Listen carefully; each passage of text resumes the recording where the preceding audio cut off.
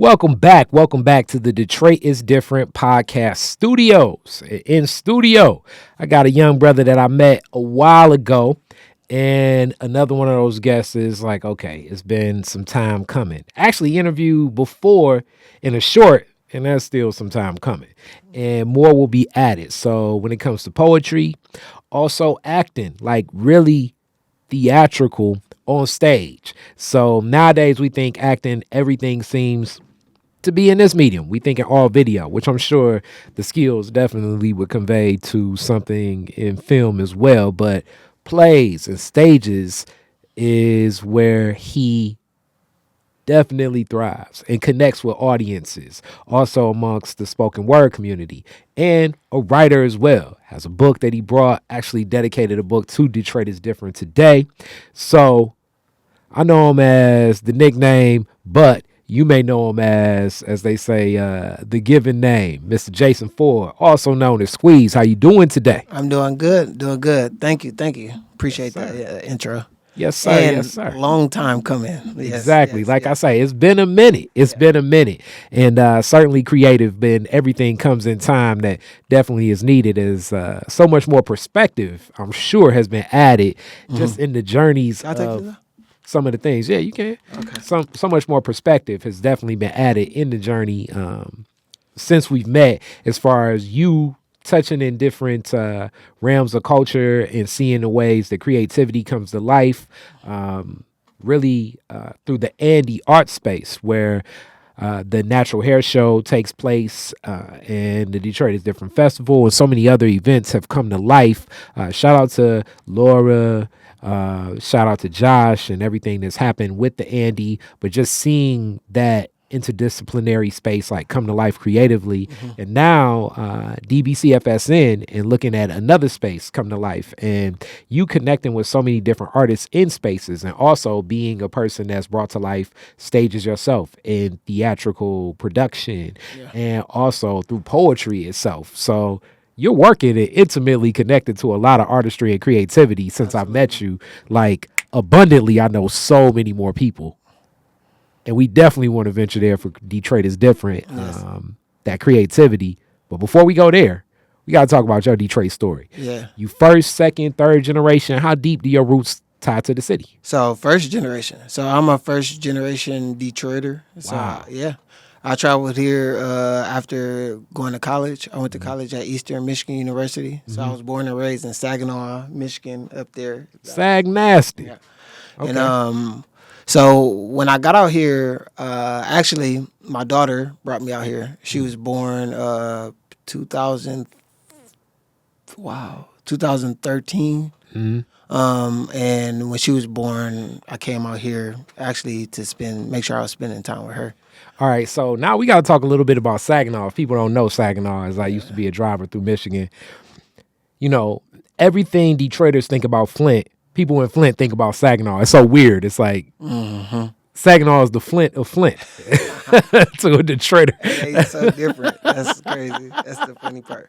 They do have similarities just because, like, if you're not familiar with one or the other, you could be like, put them all in a bucket, you know? Yep. But they are different, like if you from there or Yeah. if you familiar with the area, they completely different. And definitely for basketball fans, it's like, hey, you wonder where Draymond Green come from? Definitely from Saginaw. It's like, yes. That's And Saginaw. if you meet brothers from Saginaw, it's like, yep, yeah, you'll get hacked in a pickoff. I'm just messing with you. The pickup. You might hey, but to be honest, shout out to Saginaw. To be honest, I don't travel out there a lot. You know, maybe a day or an hour, to be honest. So shout out to all the people out there working and trying to get stuff done. I want to talk about what it was like growing up out there because, like I say, just that 75 connection and other places, industrial cities that make their roots. When we think of, especially like Flint, like Roger and Me and things like that, a lot of the industry left Saginaw early like it left Flint, definitely from Detroit. What was it like growing up out that way?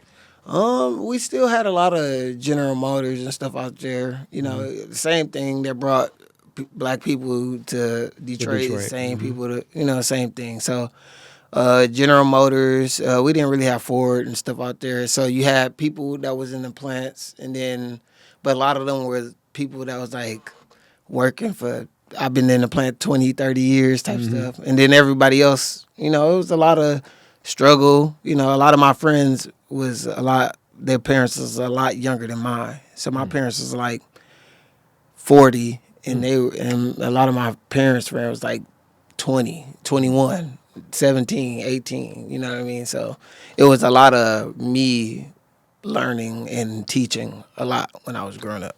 Okay.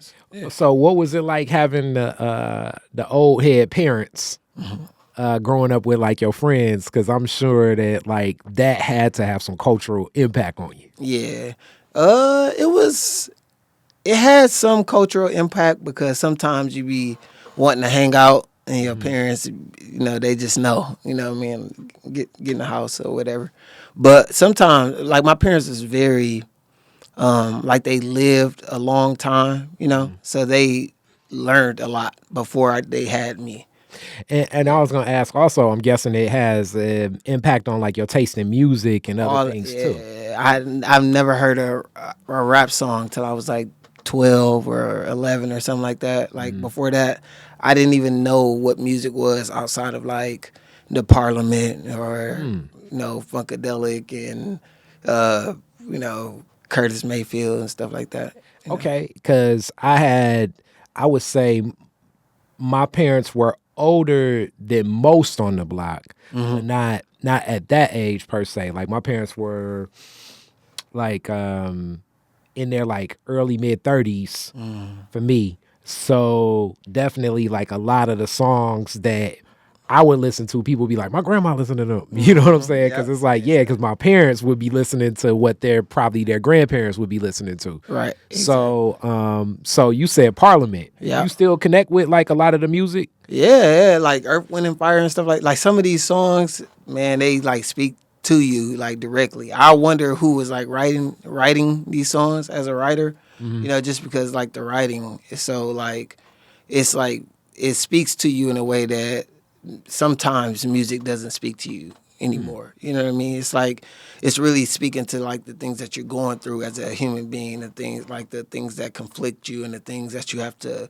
like weigh, And a lot of people don't confront those things, especially not in music. And I'm guessing also like since in other pop culture stuff, like it be like Thursday night, my dad's not watching Martin, he be watching Homicide: Life on the Street. You know what I'm saying? So like I'm watching, you know what I'm saying? Like, my pop still, I bet right now he's watching some murder mystery all day.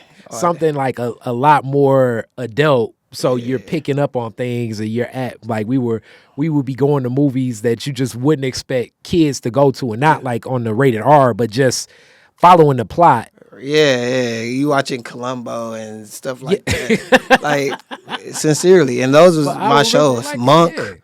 I used to love shows like Monk and Murder, She Wrote and stuff like that. Like those shows used to be my favorite shows to watch as a child, to be honest. You said Columbo, my dad and my grandma in Cincinnati, rest in peace, Granny, loved Columbo, and they used to seem boring. Then you start getting into it, then you learn like the way he was a character. And, he used to be getting, especially as an actor, if anybody's ever seen Columbo, so it's how do I explain the Columbo character? So it was a detective that looked a little like out of place, like he couldn't figure anything out. And this was like the way he would act into the role, where all the criminals thought like, oh, I'm getting over on Columbo because he doesn't look like he knows anything. But he used to, and then at the end he'd be like, oh, but you forgot one thing. And they'd be like, wow, it's like, how did Columbo know that? I didn't even see that. And then like it started like coming to life for you. So the more you would watch it, it was like not as in your face as like a lot of television today, or like what younger people will watch, where it's like, you know what I'm saying? Like if you watch an episode of, I don't know, like or like if you watch Bad Boys, no offense to Martin and Will, but you know who the criminal is. Oh yeah. You know how they gonna get him. You know, like the whole plot is the explosions and all of that stuff. They try to put some twist in there though. They try to put some twist in there nowadays. But I don't even watch TV nowadays, to be honest. That's interesting. Yeah. So so with that, now we get to Easter, another place where oftentimes when people talk about one of the schools, and we've had a lot of talks about Eastern Michigan here on Detroit is Different, because it was like an arc in an era where so many black students seemed to go to Eastern Michigan. Like, not saying that Eastern Michigan is anything like a HBCU, but you could go to Eastern Michigan at certain times for like black events and stuff, and you'd be thinking to yourself, like, is this like, are we at Yeah. Michigan University? What was the choice of Eastern for you? Why did you choose Eastern? Shout out to Eastern. I really appreciated Eastern. It gave me a lot of opportunity to grow as a human being. When I got there, it wasn't like that, to be honest. It was a totally different place. We kind of cultivated that just being the individuals that we were, and then being there, you know. And I was, yeah. Okay. But when I first got there, I really chose there because I went to Howard initially for a few weeks for like a bridge program. I did terrible on the SAT just because I didn't really understand how important it was, you know, as a test. It wasn't really something that we talked about a lot when I was going to school in high school. So I was a all A student. I think I probably had like 2 Bs. So I graduated with like 3.9 or something. So I was So like you had like 2 Bs throughout all your the entire time I was in high school. high school. So Wow. I was like fourth, fifth in my class, or when I was tied for fourth and fifth in the class. And I got like I don't even want to tell you, it was like a 600 or something on the SAT. I fell asleep, to be honest. I was gonna say, was it one of those things where you mentally checked out? Yeah, it was in the morning. It was a very early morning test. And I went to, and I'm thinking like the meat test or something. Like I didn't really think how important the test was. So I just took the test. And once they sent the test back and was like, "Oh, you got this," I was like, "Okay, whatever." And I didn't really think about how important it was. So just that bridge program at Howard, what was the connection to go to Howard in the HBCU? So I wanted to go to Howard just because I used to play trumpet in the band. I was a drum major when I was in the band in high school. So I wanted to do like marching band, stuff like that. But when I got to Howard for bridge, it was kind of like the campus. It just felt kind of low budget, you know. Like, to be honest, when I was there, this was like 2007. So it was like when I got there, it kind of felt like I was still in Saginaw a lot of ways, you know. The ways people hung out, the things, like I just felt like I was at home. So you didn't connect with the culture like that all the way. I think I connected with it too much, and I was afraid, and I didn't want that. I wanted to see something different, you know. So then you go to Eastern. Yep. Ypsilanti, and For a visit. Yeah. okay, you went there for a visit. Yeah. After I got back from Bridge, I went there for a visit, and it was just like everything was new and clean and like just smelled good and looked fresh and stuff. I was like, oh, this looks nice. It's a Taco Bell in here. It's like at Howard, we was eating like they had the restaurants and stuff, but you have like soul food like every day, or like, you know, you're just like, at this place, it was totally different. Like, oh, we can get Chick-fil-A or this or that, you know. So I just want to see something more advanced. You know? Okay. Yeah. So at the time that connected, and then there at Eastern, what was what did you connect with? Like, what were you studying? What were you doing? Did you get into like the student union and all of that, or was it just more so, let me just know and knock this college out and then move from there? Yeah, so I studied electronic media and film and business. I was a double major. So I paid for the first couple of years of college in cash. Wow. Right, because all the nonsense with the SAT, ACT stuff, so I didn't qualify for like any scholarship or anything like that. So me and my pop, he walked up there with me. I think we had to pay like $5,000 or $6,000 in cash just so I could register for the next semester to go to the next semester type of situation. But outside of that, I was always involved as a child. So getting to college, I was naturally going to be involved. All the Poetry Society was an organization on campus. Student government, all those types of things. Like I never was a member of student government, but we had a lot of influence in student government. So we were at all the meetings. We did a lot of the proposals, a lot of the things. So we did a lot of the work with the student government, even though, yeah. Poetry. Yeah. What was the connection to poetry? To be honest, I had a friend, shout out to Keontae. He actually was a part of the project that spawned this design, which was a rap song called Not Press. If you want to hear some dope, hip hop, Not Press, look it up.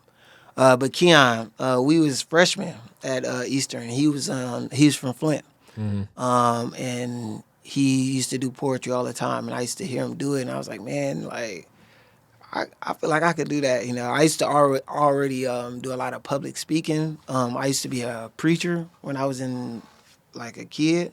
I got my preacher's license when I was like 14, I think, or so, or whatever. So I was used to being in front of people and talking and stuff. So he was like, what you got? Let's see, whatever. So we used to go down to the night watch to pick people up, to sign people in. And on our way down there, I had this sidekick, LX, I don't know if you remember the sidekick. Okay, let's explain what a sidekick is for Yeah. people. Okay. Prior to just being able to text with your phone all the time, a sidekick was a device that would slide out, and then it had the whole keypad there so people could text, because contrary to belief, back in the day, it was this thing called T9 where, like, to get a letter, you had to keep pressing a button. So, like, if you wanted to, like, 2 was A, B, and C. So if I wanted to say catch, it would be like 2, 2. 2, 2, 2. 2.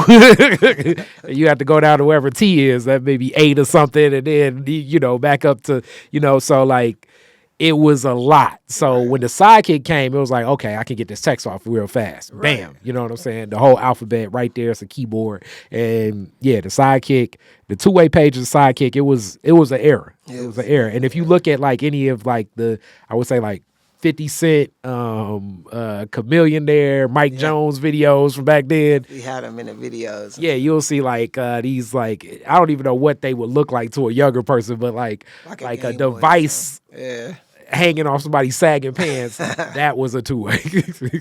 But yeah, so I wrote the poem in there, and I got in the elevator and I said it to him. He was like, man, that was really nice. Like, you should really come out to the open mic and do it. And I was like, for real? He was like, yeah. So I went out and did it freshman year, and everybody was like, man, that's good. How long you been doing this? And I was like, this is my first time. And they was like, for real? He was like, yeah, And then I just kept going from there. So poetry itself has another layer of like a culture to it. Yeah. It's a essence. It's a cadence with those that are in it. And the other thing within the culture, it's a community connected to the culture. So as you get in it and you engage, you're introduced to that community and connected. How did you take to the poetry community, just getting that awakening? Like, did from that open mic, were you there and addicted to it, like, I'm here? Or was it one of those things like, okay, this is cool and I'll come back, and you kind of gave some time? Or were you there with poetry since? Oh, no, I feel like I've been there since. So immediately, I guess the next year, because that was the end of the year, freshman year.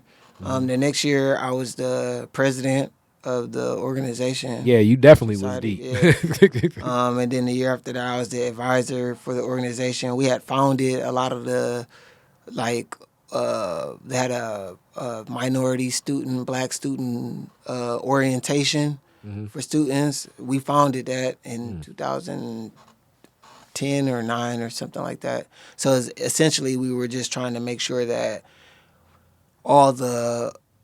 initially it was like the black students, but then we had to really think about like the wide array of minority People of students. color. Yeah, that was coming to Eastern that needed to be able to learn and understand things differently than how we were getting and receiving them from the traditional orientation at the school. So I want to get into that a little bit, but first let's just talk about your connection to poetry. What was it about poetry in that spoken word community that spoke to you so much?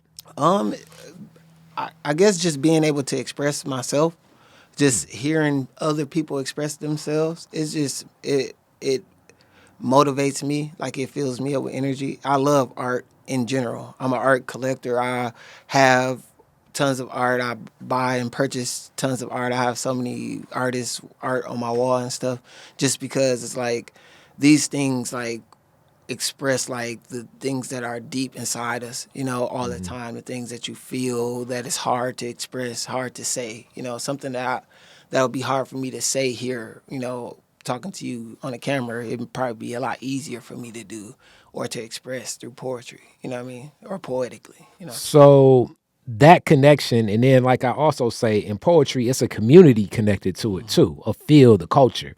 How did you take to the community? I love people in general. So, and I'm a people person. I like asking questions. I like making people feel good, and I also like helping people. Like when I see people like in a situation where they need a hand, I like to be like, oh, I got you, like to be there and look out. So I've always been that type of person. I don't remember not being that type of person. Yeah, because definitely the poetry, I would say in the community, there are arcs and stereotypes of like definitely um, in inside of stereotypes as a person in marketing. All stereotypes aren't necessarily a bad thing or a negative thing, but they are arcs that kind of usually come from what people witness, but that definitely you're going to be more enlightened in the poetry community. Yeah. You're going to be more conscious in that enlightenment towards your health holistically. Yeah.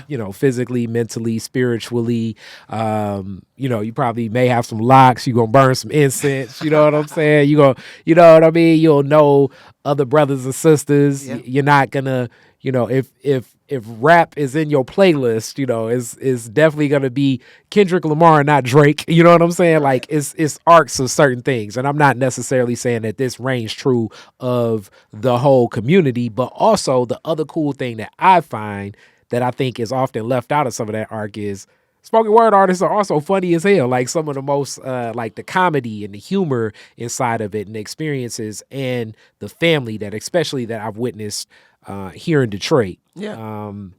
is something that is so cool. Yeah.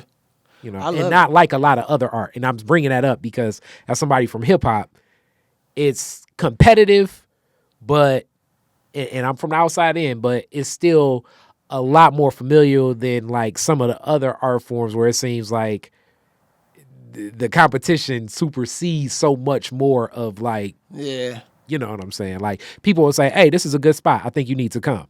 Definitely. Whereas a rapper, that just the rapper or the singer probably just not gonna call. You know what I'm saying? As an actor, if it's a good audition, it's like, hey, this new Denzel movie in town. You coming? Like, nah, that's probably not flying the same way. Right. Well, if somebody got the same role, they probably not call you. Depends. If they think it's a role that's good for you, they'll call you for sure. So connecting in that community, and you all were building from that community even more organizing to other students and everything. What was the catalyst for all of the organizing from what built from poetry? I feel like naturally it's just in me to want to see things run smooth, like well. Like I love to see things escalate and grow. Like I'm always trying to build something in a way where people are like able to look at it and say, "Oh, that was kind of tight. Like how like I can probably do something like that." You know what I mean? And I'm always working to be able to do that. You know what I mean? So everything that I'm doing as far as like when I'm observing something in work, when I'm working, or something in my art, or something as an organization, is like I'm trying to think of ways that's like, how do these pieces fit together so that they fit, so when people hold them, they feel exactly how they need to feel. So in this, obviously, if you had a kid and you make your way here, Detroit women, love Detroit women, amazing. Amazing. It relocated the man here. So what was it like making that connection through the beauty of a birth of a child come into the D?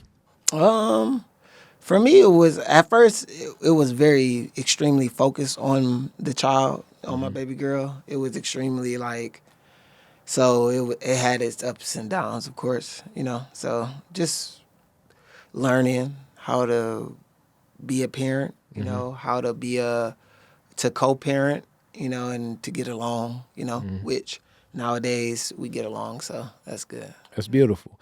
That's beautiful. What side of town and what neighborhood did you first connect with when you came here?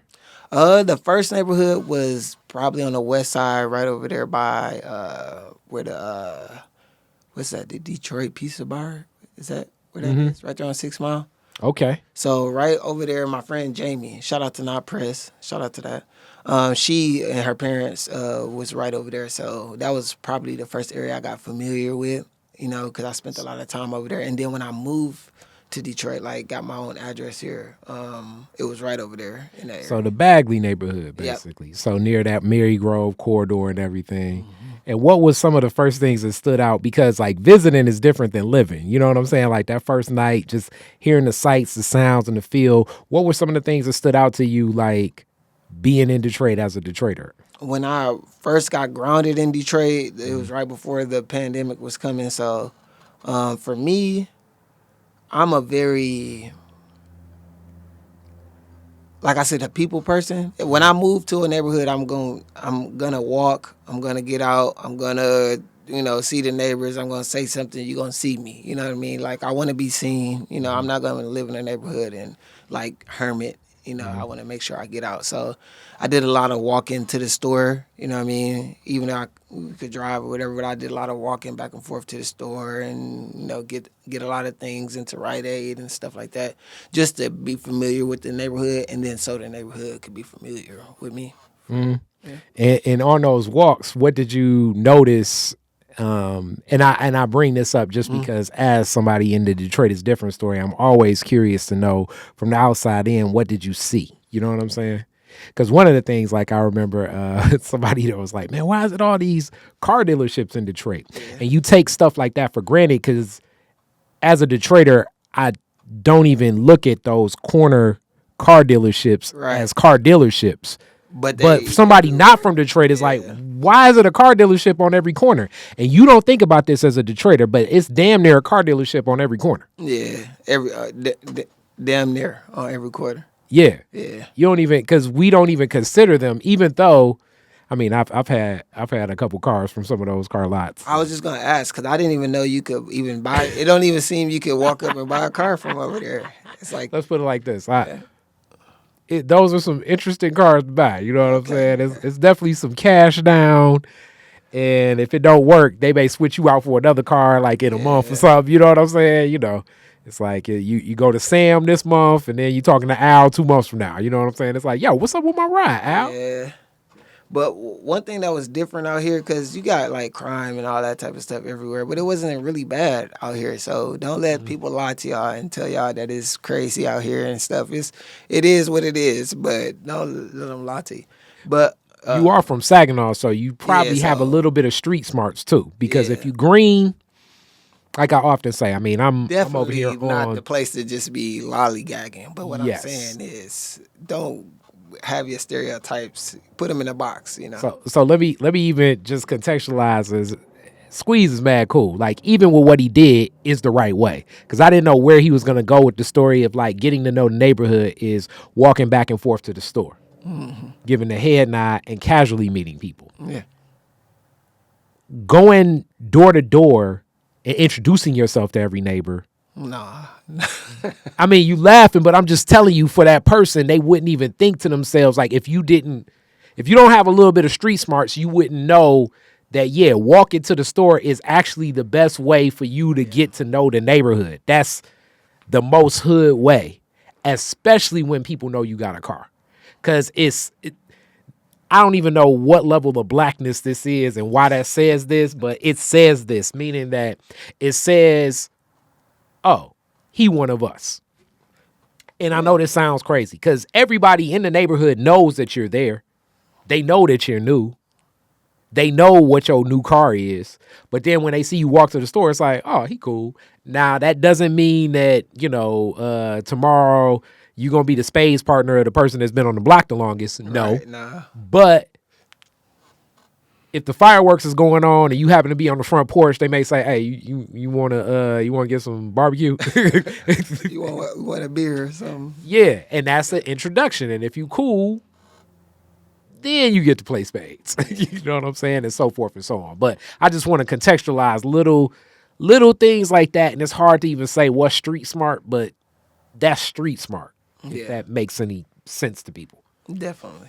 I'm just saying, just don't get too crazy with the stereotypes. Yeah. So it was a lot more cool than, a lot of the people saying, especially, at Eastern. I'm sure everybody from Detroit was like, yeah, man, it was crazy. One thing that is crazy though out here that isn't like this in Saginaw is like with these cars and kids and all that stuff. Y'all would steal a car. A car would get stolen out here, and that's not a thing in Saginaw like that. Like people they won't be too eager to steal a car because there ain't too many places to take it. Once they stole it, it's like, nah, I got the car. What to do with it? Hence, it's a dealership on every corner. out here, they will take your car. So no doubt. So yeah. You went through that experience? No, so I used to work in the Bagley neighborhood, and next to my building one day, it was a Kia outside with the window all messed up in the Kia boys, and the ignition or whatever was hanging down up under the steering wheel. So I called the police to come and get the car because it was on the side of our building, and they said it was like 2-3 cars in that neighborhood. I guess they just stole them and Joy Road or whatever, and then park them boys wherever they wanted to. So my cousin has a Kia, and this is for anybody that got a Kia. I wouldn't buy one. So it's honestly. I first heard about this actually from people I knew in Chicago and Milwaukee, but then it's like, oh, that's in Detroit too. It's like a whole concept to call it the Kia Boys, and if you go on YouTube, it's like people doing Fast and the Furious. It's like kids doing Fast and the Furious type stuff with Kias. And I don't know what it is about them. The crazy thing is they got all these cars are started by remote or by push button and stuff. So they got a code on Reddit or on somewhere where you can put it on your phone, and then you can use your phone like you use it at the store to start the car. Basically start the car using your phone. Yeah, and they'll joyride, like, if you go on a YouTube deep dive in the Kia Boys, you'll be like, what in the hell is going on? And it's, it's kind of like the On the Lodge with It phenomenon that was going on a couple years back. At this point, I feel like if I owned a Kia or if you bought a Kia and it's stolen, then that was a part of what you signed up for when you got it. It's I wouldn't even be mad. I'd be like, oh, the Kia's got my car again. Yeah, man. It's one of them things. Yeah. So with that, connecting here, getting here, when do you start connecting with a lot of the art scene here? Naturally, just a lot of my friends are artists. So those are the people I hang out with, all the people I hang out with are either creative people or artistic people or people that love art, So I'm always in those places all the time. It's like the places that I hung out when I first got here, a lot of those places was like festivals or like places where I was like around a lot of artists all the time. Yeah. So where are some of the first stages and places where you began to perform your poetry? Oh man, Garden Theater. I did the Motown Museum, Motown Mic, and this was before I moved out here to the city. Oh, you did Motown Mic before then? Yeah. So you were driving down to get into Motown Mic. Yep. What was Motown Mic? So for people to get this, Motown, as in for real, the Motown record label, had an imprint on Motown that did a lot of spoken word works that a lot of people didn't know about. And one of the efforts that was led by the museum was to bring back a series honoring that tradition. And since then, now for years, rest in peace, Sparrow. Sparrow was big in Motown Mic, in the beginning, and just connecting a lot of Detroit poets to get the opportunity to win a good amount of money, but also get the opportunity to be on a master stage like Garden Theater and be connected to the brand of Motown. But the coolest thing about Motown Mike is I was one of the judges at one point in time. You be inside Motown Museum and the performances what happened there. So like that energy of Motown would be, filling the room. Yep, and they had like multiple different, rounds. This year they only had the one round and stuff. But it was extremely dope. I did it the year Microphone Phelps won. Mike Phelps, shout out Phelps. Went to the final stage. Me, him, and I forgot bro name that was up there, but shout out to him too. But yeah, it was extreme. Like these was the times when I was driving out here to the city all the time. People like Joel, Fluent. Really showed love to me and really opened his doors to me a lot of times when he was doing shows. I don't want to disrespect these group of men that he worked with all the time. I used to go and do performance with them sometimes. So I used to do drives out here to Detroit all the time. So you started connecting to the scene even beforehand of like already had kind of a connection to it. And Motown Mic for you. What was why did you sign up for it? What was the catalyst for that? I think somebody suggested it to me. A lot of times with situations like that, it'd be somebody suggesting it to me. Yeah. I'm not a big competitor as a poet. Even shout out to Slam and Slam Poetry and all that, but I'm not a competitive poet, not just because as an artist, I think that it has too many layers to be able to judge it in certain types of ways, but I don't think it's nothing wrong with, people doing what they do. I think it's actually really dope. I'm just not into it personally. So slam poetry for people is a competition where different poets will compete. And then you'll have a winner. That winner usually wins a purse of some money. And I've definitely connected with, as we know, you talked about Joel Affluent. That's my big homie. Well, really just homie. You know what I'm saying? The host of the My Natural Hair show. And for years, I've been a judge in different of his slam rounds. I know the last time I judged, they wanted to like kill me because like I gave a rating of a 9.5, and it was like that was a 10. That was a 10. So that's the other thing. You're going on the whims of who the judges are. Yeah, and definitely like the depths and understandings of where we can conceive the art, which kind of also goes to like oftentimes when I've heard you read. And it may just be in those instances, but a lot of your works speak in different voices. So a lot of the spoken word spaces sometimes can be heavy because so much of the trauma that's presented in a lot of the spoken word poetry. A lot of the works I've heard you present are more not as heavy, not as traumatic, more reflections of life. In some ways, you've given a lot of optimistic works. Now, this may just be the stages that I've seen you perform, but... well, I feel like life is so much more colorful than, sometimes the gray, black and white. So I can't get up there and just do something that's traumatic all the time or give that out all the time. Now, as... poetry is a way to express yourself. It's like a form of art. I give big ups to anybody that's using it to express themselves or like using it as a form of like therapy or like to be able to move through the situations that they're going through. So I give support and love to anybody out there that feels like that's what the necessary or the need is.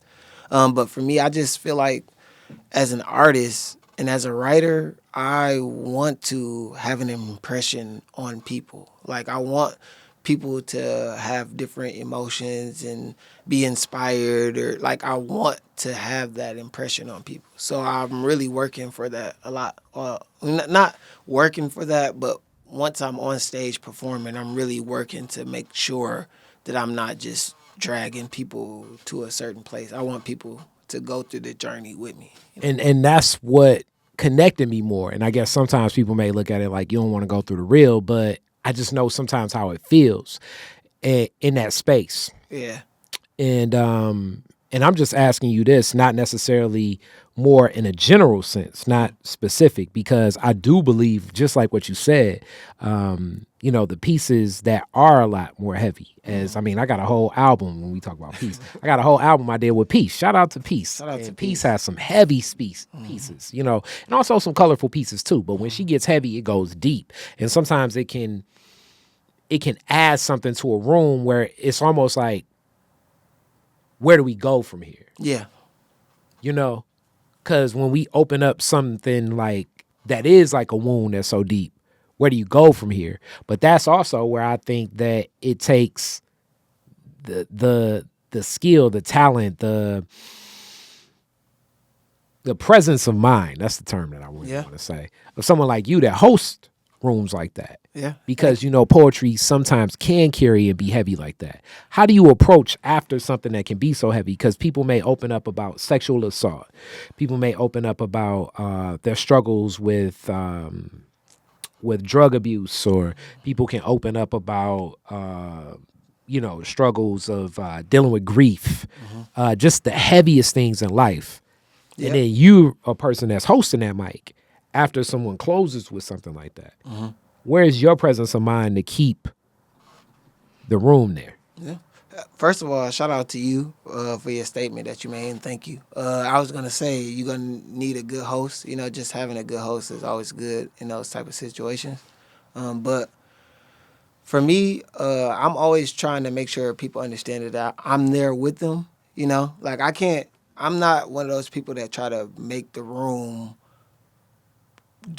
feel you. Like I'm not gonna be like, oh, y'all gotta feel him now. Come on, let's support them. It's just like I'm gonna show my support first. I'm gonna first let you know, like, you going through this, but you got people here that's supporting you, that's holding you down genuinely. Like, if you need things and things like that, we're here for you. But even outside of that, I have these emotions sometimes, or something like this, or we talk about like sexual assault and things like that. We have people that's very close to us that's going through this that's gone through this, or that's going through this. That's like, we're here with you. You know what I mean? And people really respond well when they understand that they have a community of people there that can understand them, that have similar experiences, or have an experience where they can at least sit back and say, I don't know what that feels like, but I know what being here for you feels like. You know what I mean? And if you can do that genuinely, people really appreciate it. And I would say also in that same spectrum of sometimes in that same arc of consciousness and enlightenment, I've seen a spoken word room get a lot woke. Yeah. For lack of a better term, of like, go so deep into one space where it can't have an element be in the room too. So that's where I do agree. Like, a person like being that master of ceremony to bring it back with that right energy that's still sincere and genuine to whom they are, Yeah. but also moving with the room itself. And you gotta have the energy within yourself. And this is not just as a host. This is a creative, or a content creator, or as a person that's just trying to function and be productive in this world.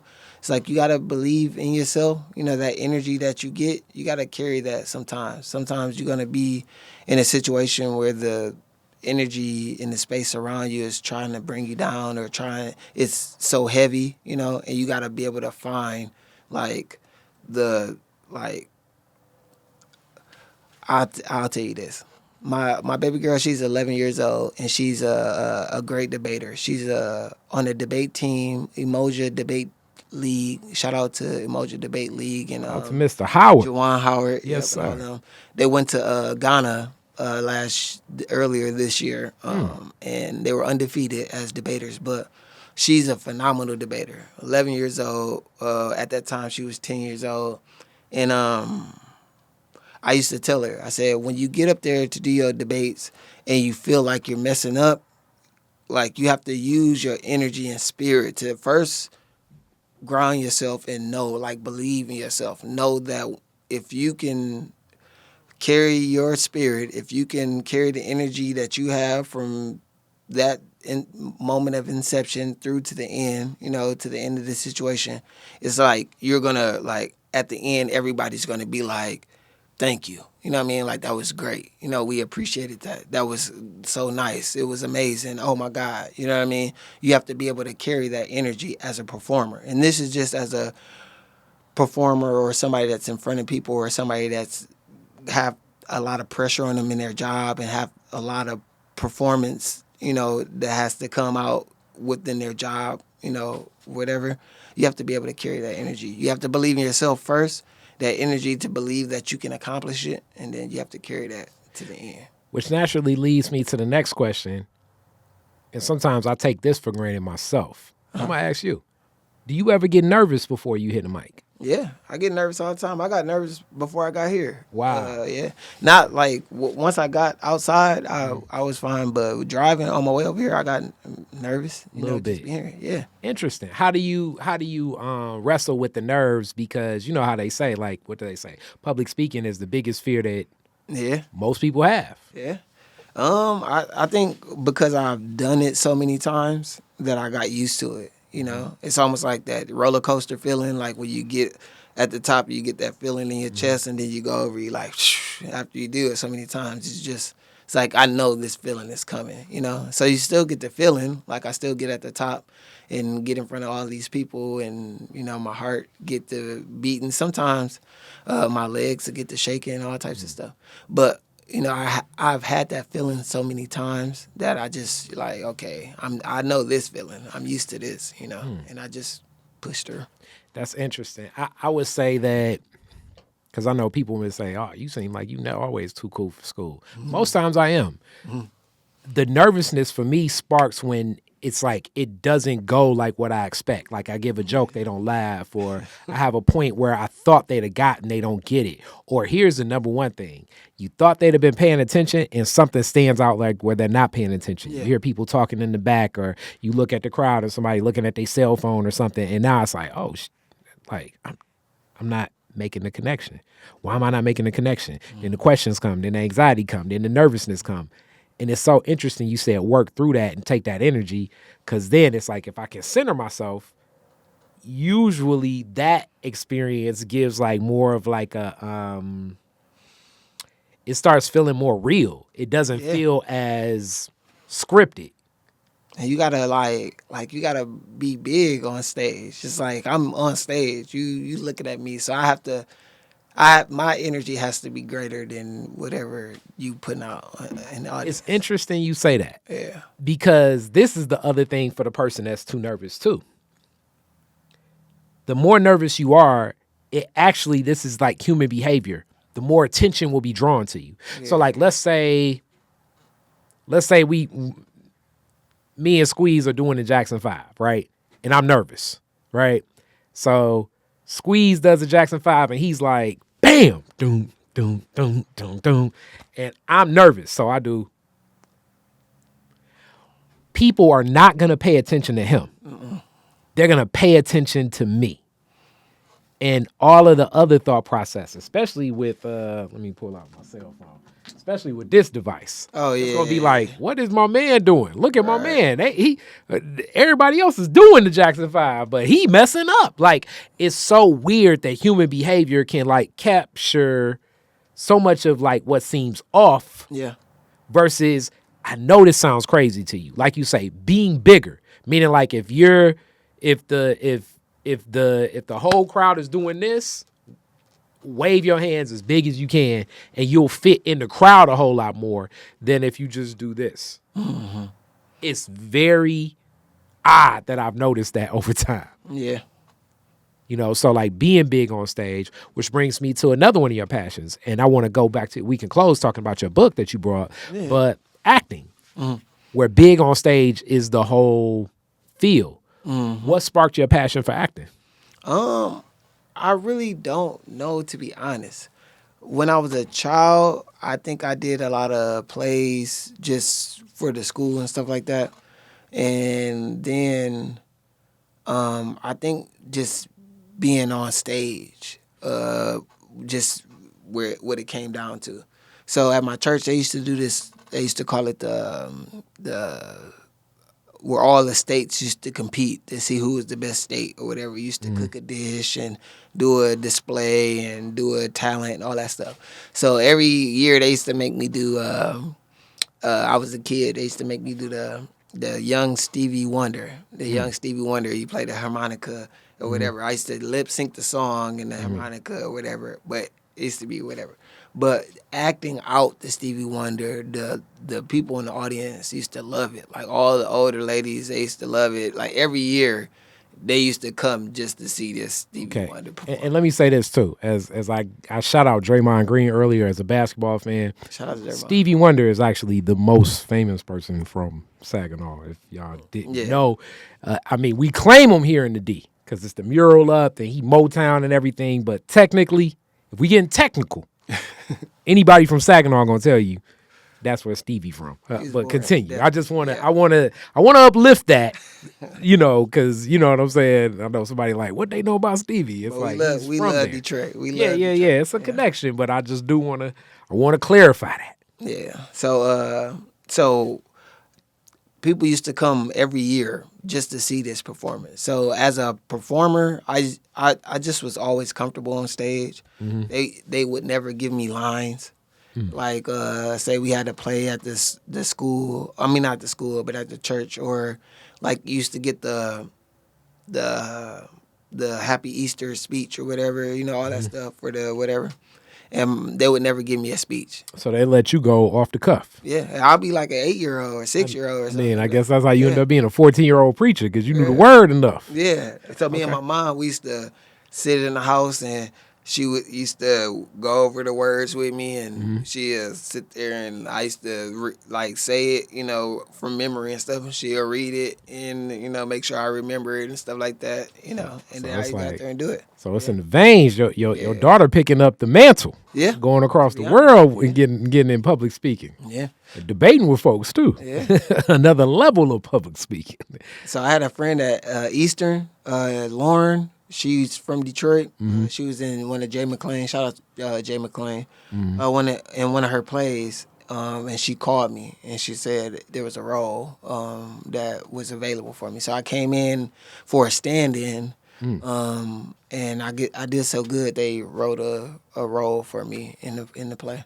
Okay. Yeah. All right, and now that's expanded to you finished a production not that long ago where a vision of your own. Explain what it was and what you did. So, Sub-America, The Dream is the second of this book, and I'm going to show it just so everybody on the camera can see it.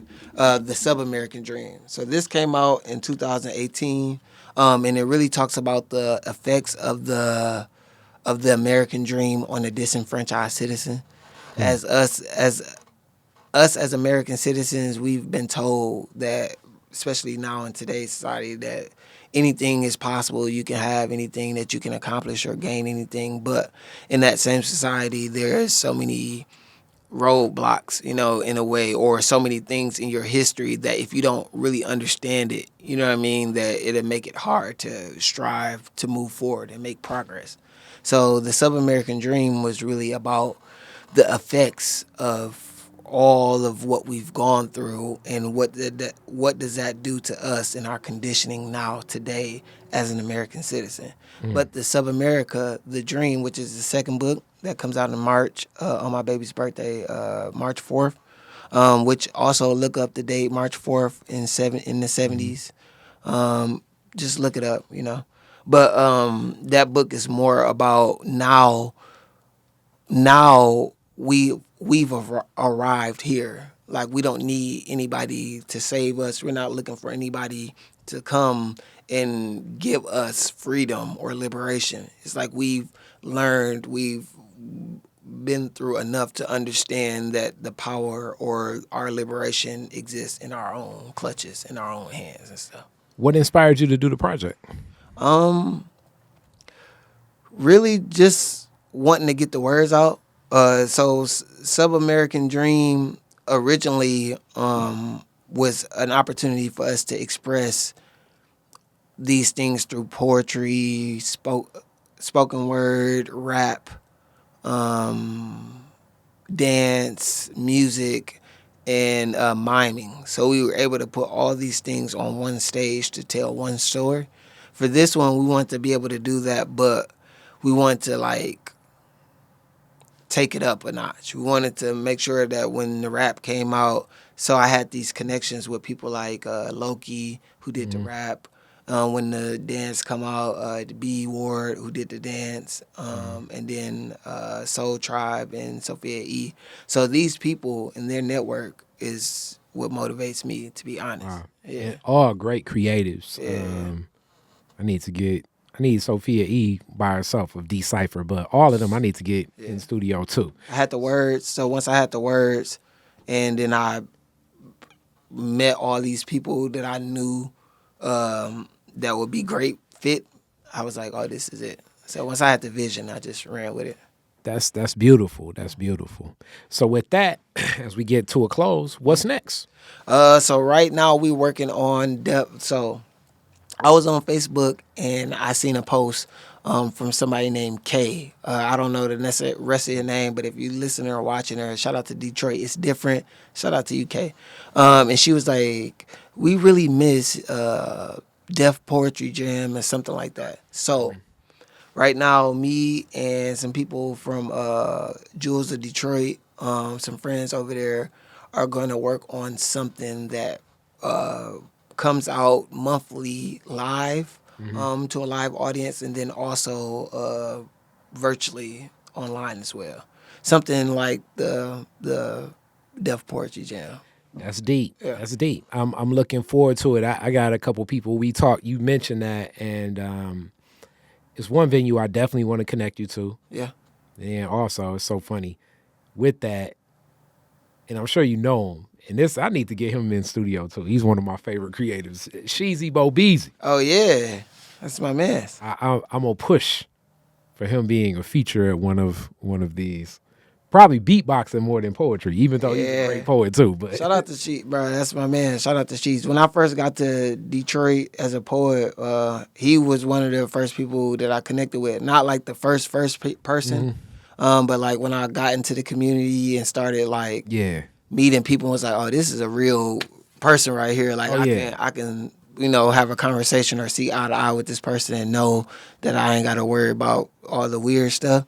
He was one of the first person that I connected with. Like that. One of the most creative people ever. Also, another person with he has like a good humor about it too, and just real creative. Man. He real. He gonna keep it real. You know, real creative. Yeah. Some people like last time I saw him, he was DJing. I was like. And they were talking about like they were bringing people up for different talents and stuff. I'm like, are you gonna tell these people what you do? And he looked at me and he was like, everything, though. That's I mean, when you so multifaceted, you can be in some places and people don't even recognize that you got so many talents. Because I remember one time he was DJing for a youth conference one time, and he's just like playing all the songs they want him to play, and he's just there, and I'm like, they have no idea that you're, that you all the things that you do. Yeah, that's exactly what I was like. I told because my homegirl did the event. I was like, the DJ could have been the host. And all that stuff. Exactly. But so with that, how do people connect? How do people get the book? The Sub-American Dream, you can go and get it at the Amazon, Amazon.com, or you can go to 27 Letter Bookstore if you're here in Detroit. Also, Sub-America, The Dream, which is the second book, comes out March 4th, and that's in 2025. It's already done and already ready to go. So I'm looking forward to everybody, engaging with it and let me know what you think. Also, if you get this book and you don't like it, just put it in the comments and say how terrible it is. Like, I'm one of those people that's like, I need all the comments. All of them good now, so I'm going to take that as a compliment. But, if you got something bad to say, just say it. All right, so at the end, we got to close. As a first-generation Detroiter, it's a different set of questions that close. Yeah. So the first question is, this is very odd. You happen to meet an alien that comes to Detroit. They like, yo, take me to the most Detroit place you can take me to. Where you taking them? The most Detroit place I can take them? Dang, I'll probably take her to L. George's, Coney Island. That it don't get it definitely don't get more Detroit than that, my friend. Yeah. So all right. And with that, the very next question I guess I would say is, if you had to plan a family reunion, similar to like the places and stuff, but also some people. All right.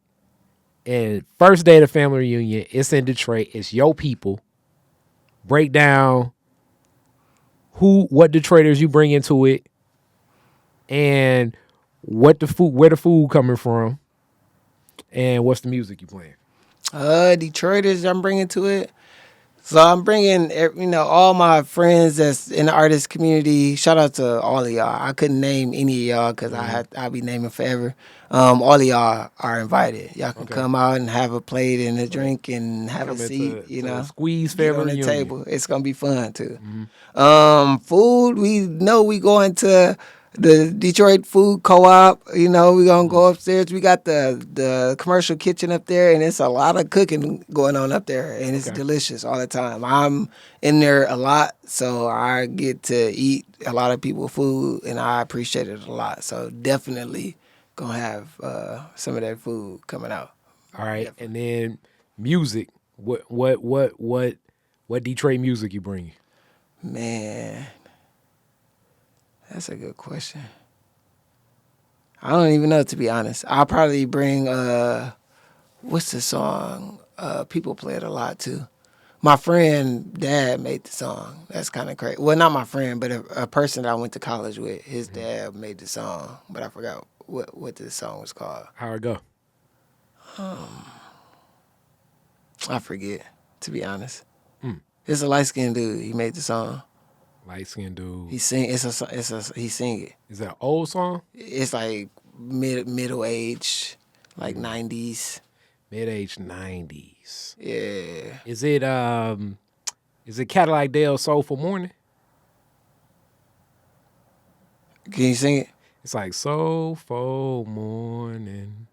No, not that song. Not that song. Okay. Hey, that was the best shot of those details. As y'all know, it's a song that people do. They do the ballroom to a lot. They ballroom to the song a lot. L.J. Reynolds' Key to the World. Yeah, can you sing? It's like, if I had a key to the world, or K. John's On the Ocean. It's like, out here on the ocean.